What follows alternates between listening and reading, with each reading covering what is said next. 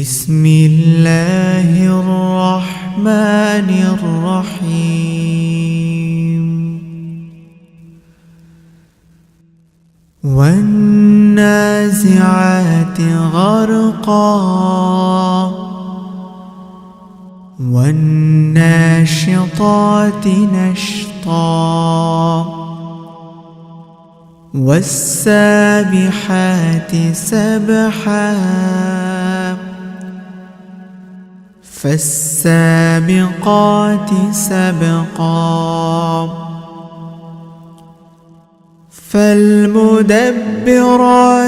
أمرا يوم ترجف الراجفة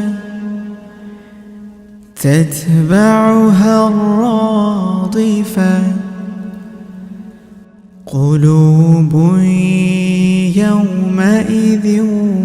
واجفة أبصارها خاشعة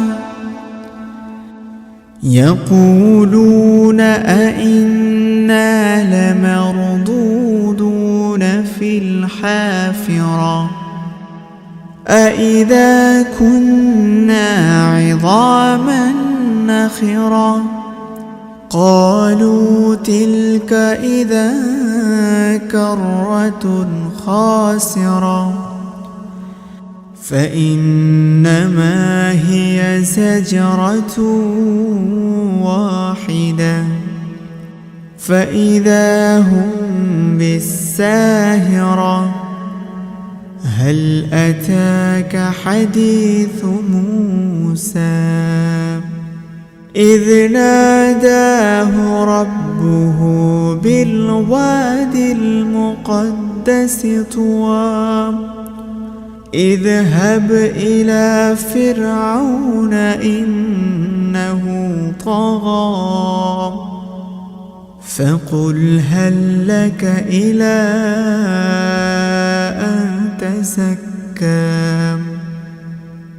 وأهديك إلى ربك فتخشى فأراه الآية الكبرى فكذب وعصى ثم أدبر يسعى فحشر فنادى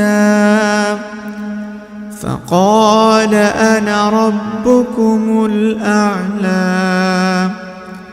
فأخذه الله نكال الآخرة والأولى إن في ذلك لعبرة لمن يخشى أأنتم أشد خلقا أم السماء بناها رفع سمكها فسواها وأغطش ليلها وأخرج دحاها والأرض بعد ذلك دحاها أخرج منها ماءها ومرعاها والجبال أرساها متاعا لكم ولأنعامكم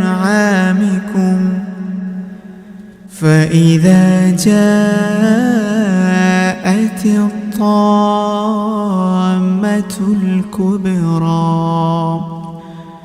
يوم يتذكر الإنسان ما سعى وبرزت الجحيم لمن يرى فأما من طغى وآثر الحياة الدنيا فإن الجحيم هي المأوى وأما من خاف مقام ربه ونهى النفس عن الهوى فإن الجنة هي المأوى. يسألونك عن الساعة أيان مرساها فيما أنت من ذكراها إلى ربك منتهاها إنما